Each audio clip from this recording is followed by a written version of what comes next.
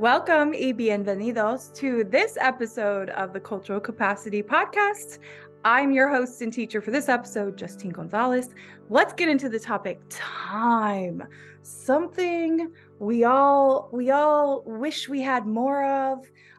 Maybe some days we wish it would go faster, depending on your age, or maybe you're waiting to hear from a potential job opportunity. So you're always watching the time. You're watching the number of days that has passed since you've heard from the potential employer. Whatever it is, sometimes it seems like time is not always working in our favor. At least that's how I felt sometimes. But that has been beginning to shift over the past few years. And that has been very intentional for me.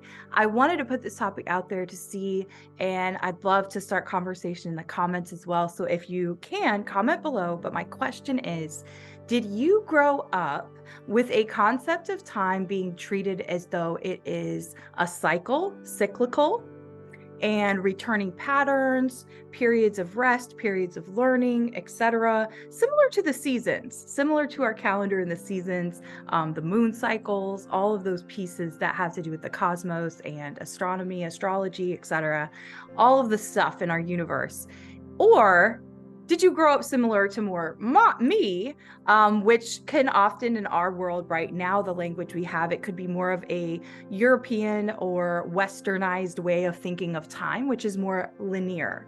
And that is where we see some of those tendencies of the calendaring, how we treat meetings and meeting spaces in the workplace, perhaps how we even judge others, or unfortunately, right, that is part of human nature, but sometimes we judge people, right, for if they are always early, if they are always late, how late they normally are. Sometimes these are the little nuances of our cultural norms that have to do with time that really impact, number one, how we communicate with others, that we work alongside, and also how we just view opportunity. I think for me, I started noticing and becoming more aware of this as I've expanded the numbers of types of organizations that I've gotten the pleasure of working with. And you get a feel really quickly for the current climate and culture. Climate is really how things feel, how the environment consistently feels. And I always have, shout out to Dr. Steve Gruner. I have a professor and colleague of mine in the space of research. And he always says, I can change the climate of a whole entire building in, the snap of a finger. I can simply pull the fire alarm. So think of climate in those terms. When we say culture, whether it's a personal culture or organizational culture, we often, it's kind of the way how we do things around here, or how we do business, kind of the modus operandus. And norms, one norm has to do with how we utilize and manage time. There are many things culturally, depending on where you are at in the world, where it is absolutely an unspoken norm, even if nobody declares, hey, let's meet for coffee around noon or 12 p.m. And it's just justified and normal. We're probably going to get there sometime between maybe 1 and 1:30, 12:30 and 12:45, not exactly at noon. And then indefinitely, if we're enjoying time and space with each other, we are going to be in the moment and live life together and connect. I tend to love that. And when I started traveling more in my adulthood, it felt like a refreshing drink of water to visit places where I wasn't bound to, hey, I have a hard stop at this time. On the flip side of that, because I still live in the United States, I was born and raised here with a very Westernized mentality and being on a timeline and accomplish this by this point in life type narratives. And I think that's common for people in my age range as well in the States. I'm a millennial. And in my 30s. And I think many of us grew up with that. That's how a lot of our public education system is fashioned, and some of the soft skills that we're taught. So again, it just really depends on how you've been raised.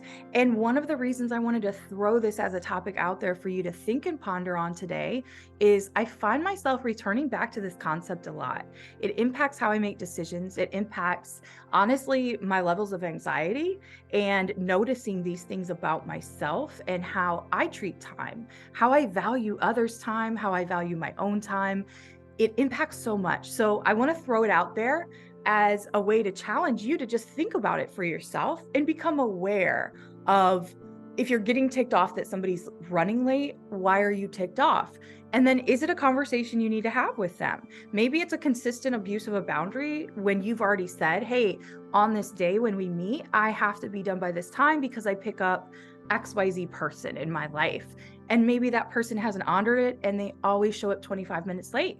So then it feels to you like they are disrespecting what you voiced that you need, and a need that you have that's legitimate and valid. So there are circumstances where we have to really assess, is this something I need to have a conversation about? Or is this a cultural norm that I'm okay with compromising because there is something beautiful about going with the flow in XYZ situation? I think every situation is unique.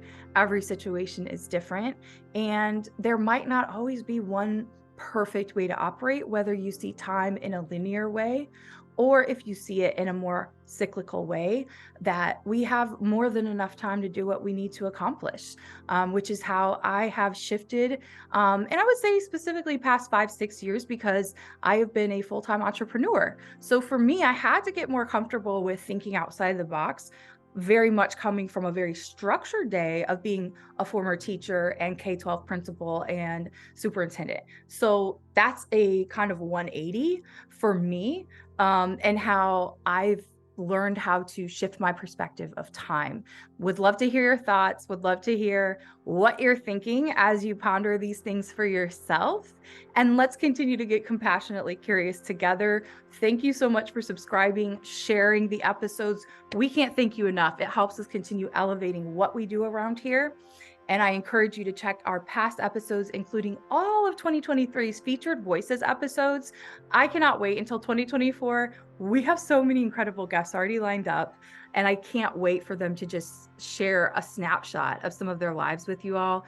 I learned so much from our guests and with them, and I hope that you're tuning into those and going back and rewatching. If you haven't seen every guest from 2023, they are all just magnificent. So thank you to each of our guests, and thank you to you for showing up for yourself. Let's continue to get compassionately curious together.